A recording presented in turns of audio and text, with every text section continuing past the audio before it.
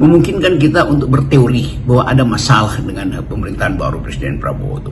Tentu nanti Basar akan bilang, kok berteori doang tuh? Ya justru teori itu yang menentukan kita untuk menganalisis tuh.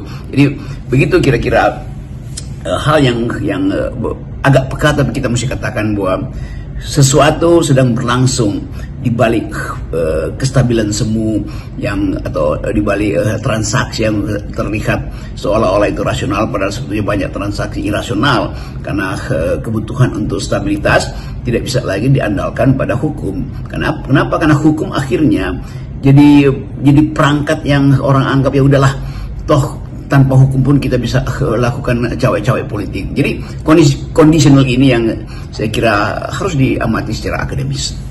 Nah, ini saya pikir itu juga yang yang sinyal yang disampaikan oleh Pak SBY, sehingga beliau ini lagi di Tokyo ya rupanya ya, mengingatkan kita agar memberi kesempatan kepada Pak Prabowo karena pemerintahnya itu kan baru berumur 5 bulan. Jadi Pak SBY jelas yang dia utamakan ngomong dulu pada rakyatnya. Tapi bersama dengan itu Pak SBY juga mengingatkan pemerintahan Prabowo itu untuk lebih mendengar suara-suara kritis dari rakyat ya, jangan kemudian malah suara kritis rakyat itu dibungkam.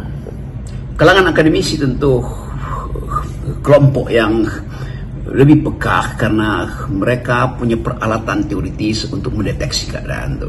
Tapi sekaligus kita mulai melihat semacam sinyal dari dalam kekuasaan sendiri. Saya mengikuti keterangan Pak SBY dari Tokyo kemarin yang memberi sinyal kuat bahwa akan ada protes besar, akan tumbuh lagi semacam cekcok politik di publik, akan muncul lagi kegiatan-kegiatan demonstrasi. Tetapi Pak SBY justru memberi semacam cara berpikir positif bahwa memang itu harus terjadi dan akan terjadi terus-menerus, dan percaya bahwa Presiden Prabowo mampu untuk mendengar kritik itu. Kan itu yang boleh kita sebut bahwa Pak SBY itu jadi semacam sounding board dari kekuasaan, semacam tempat pikiran itu atau suara-suara publik itu dipantulkan kembali dari dinding kekuasaan melalui uraian dari Pak SBY yang bahkan mengucapkannya dari Tokyo atau kemudian dikutip oleh pers secara meluas. Jadi Presiden SBY mengerti keadaan. Kenapa? Ya karena dia pernah ada di dalam situasi kritis. Presiden SBY mengerti psikologi Pak Prabowo karena beliau bersahabat, jadi saling paham tuh bahwa ada keadaan yang sedang tidak baik-baik aja kalau pakai bahasa yang paling gampang.